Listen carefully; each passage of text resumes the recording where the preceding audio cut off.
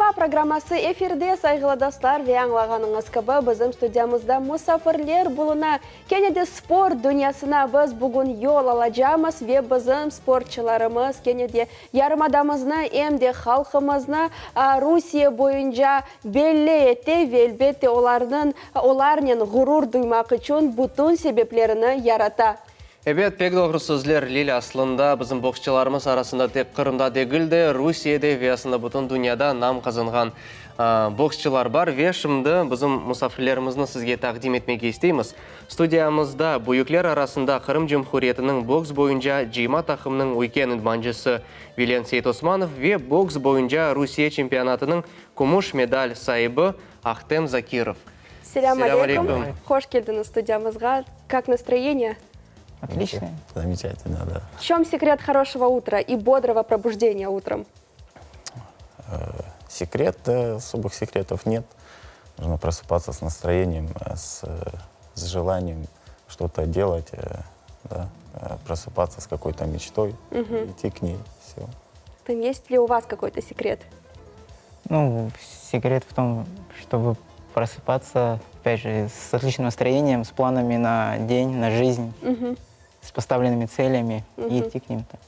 Ахтембей, в первую очередь хотим поздравить вас с победой. Вы заработали серебряную медаль на чемпионате России. И поговорим сначала об этом чемпионате. Когда он прошел, как он прошел, какие ваши впечатления? Ну, чемпионат проходил с 27 ноября по 5 декабря.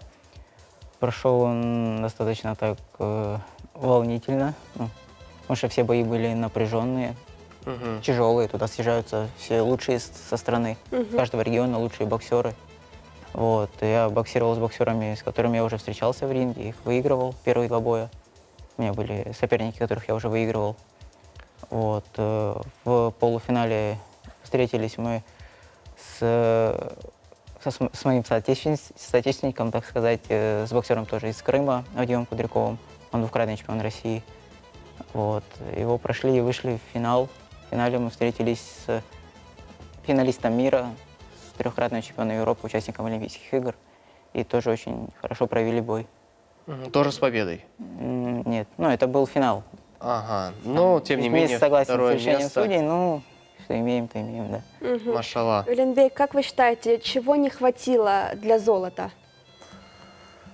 Да, по большому счету мы сделали все, чтобы именно мы заняли первое место. Вот.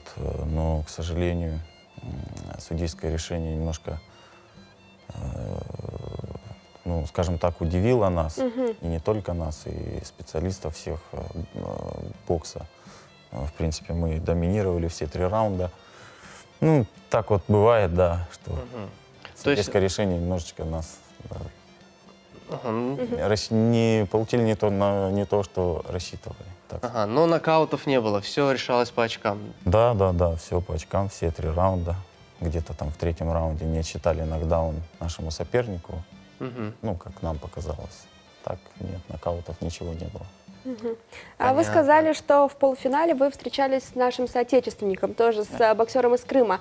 Все-таки это сложнее или легче вот для вас лично? С кем сложнее бороться? Со своими соотечественниками, либо же с спортсменами других регионов? Я так думаю, что со спортсменами из других регионов. Так как он мой соотечественник, я-то знаю, в чем он прибавил, в чем не прибавил, как бы в плане бокса. Вот, знаю сильные и слабые стороны его. Поэтому как бы психологически легче было с ним боксировать, чем с другими. Другие-то на меня настраивались как на последний бой, тем более я их уже выигрывал. А тут мы первый раз так на соревнованиях встретились. Бой был тоже достаточно тяжелый, напряженный, но получилось выиграть благодаря наставлениям тренера, его тактике. Какие основные наставления были? Есть ли какие-то, возможно, какие-то фразы, какой-то девиз, который непосредственно из боя в бой повторяется? Конечно, есть, да. Понятно, он уже взрослый парень, он уже сам должен понимать, да, зачем мы туда приехали, зачем мы выходим в ринг. Наставления одни, что тут говорить, по большому за первое место, да, чемпион страны едет на лицензионный турнир в Лондон. где страна завоевывает олимпийские лицензии. Поэтому мотивация была сумасшедшая, да. Это слов особо лишних не нужно было говорить. Единственное, ну там коррективы вносили по каждому бою, по каждому сопернику, там определенную тактику подбирали под каждого соперника. Такие технические моменты. А сколько всего спортсменов из Крыма были заявлены на чемпионат России? 4 боксера из Керчи, 49 килограмм, потом в 52, вот 2 Кудряков и Закиров, и супертяжеловес у нас Дорошилов, 4 боксера. 2 медали у нас, бронза и серебро в весовой категории 52 килограмма. 52 килограмма – это средняя категория, да? Нет, это легкая. А, легкая. Да. Вторая легкая. Вторая Первая легкая 49 категория. идет. Мгм. По вашему разговору я так понял, что очень важно для боксера перед боем изучить соперника. Действительно ли это так? Вот не бывает такого, что вы выходите на бой, и перед вами соперник, о котором вы не знаете ничего? Обязательно нужно анализировать, изучать его бои, его достижения. Не, ну нужно понимать, что он делает, как он двигается, все вот это, ну настраиваться на бой под него. Но бывает, выходишь в ринг, думаешь, сейчас соперник от тебя пойдет, я буду наступать постоянно, а тут он может упереться. То есть нужно знать повадки соперника. Да, это уже конкретно в ринге разбирается, ясно, какой соперник выходит на бой. На каждый бой по-разному настраиваются. Ничего себе, вот это очень Очень интересно. важна тактика, получается. Да, нужно ко всему быть готовым в ринге. Мгм. А вот что касается тактики, всегда ли у вас одна тактика, или же это зависит все-таки от соперника?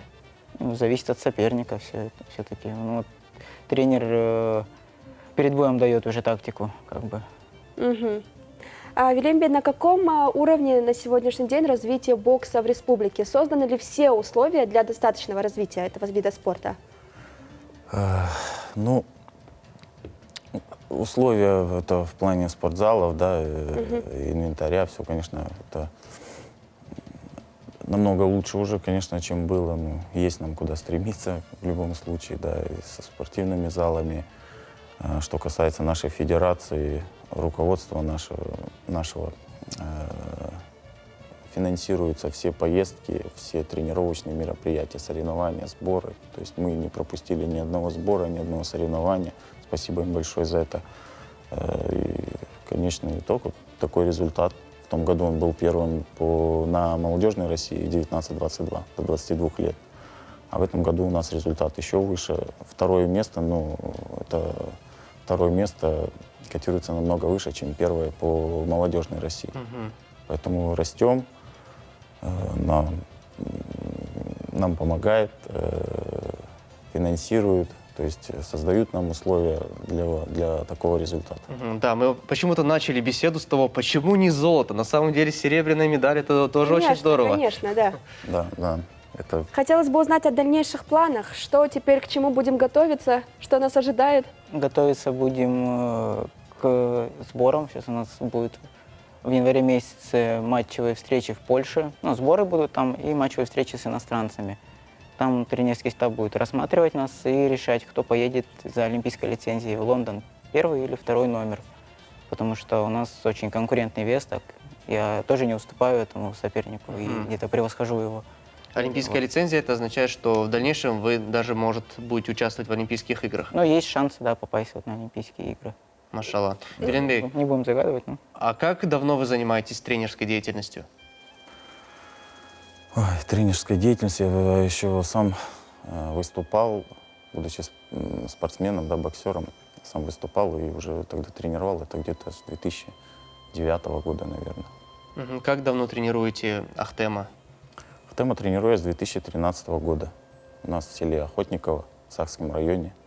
У нас там есть старший тренер Абдураманов Ридан Рифатович, у которого еще я тренировался. Вот, и Ахтем начинал у него. Потом так получилось, что я начал тренировать, и Ридан Рифатович, он сейчас директор спортивной школы, у него стало меньше времени, то есть на тренировки, на поездки уже этим начал заниматься я. Ахтем, помните свои первые такие серьезные соревнования уже? Первые серьезные соревнования. Ну, первый бой это очень серьезное соревнование. как бы Самый волнение. важный, наверное, да? Один из Да. важнейших в жизни Да, спортсмена. первый бой я проиграл, к сожалению. Ну, ничего. Дальше тренировался, и второй бой я выиграл. Вторые соревнования я выиграл. И дальше так, смутно помню все. Помню, где-то в 2012, да, мы были в Горловке на чемпионате Да. Украины. Да. Там я выиграл первые серьезные соревнования, чемпионат Украины, первенство Украины. По школьникам. Да, по школьникам. Это по 13-14 лет тогда было. Мгм. Далее, помню, в Харькове мы на чемпионате Украины боксировали. Там я заболел и 2 боя выиграл, и потом заболел, короче. Вот. И уже такие более серьезные соревнования пошли у нас с 2015 года. Мы вот стали бронзовыми призерами на чемпионате России в Кургане среди 17-18 лет. И дальше уже перешли во взрослый бокс. И там потихоньку набирались опыта. Выигрывали соревнования класса А, выполнили норматив мастера спорта, потом подтверждали его. Вот, и вот дошли до чемпионата России. В том году мы выиграли чемпионат России среди 19-22. В этом году мы стали вторыми в стране во взрослой категории. Да, и как Машаллах. доказывает практика, то есть проигрыш в первом бое, это еще ни о чем не говорит. Да, да. Главное, чтобы духом не сломаться, не завязать сразу после первого боя, как часто бывает. Все, остаются самые сильные. В нашем виде спорта остаются самые крепкие духом, стойкие, с желанием тренироваться. Вот Ахтем один из них. Ахтем Бей, а в будущем планируете тоже заняться тренерской деятельностью?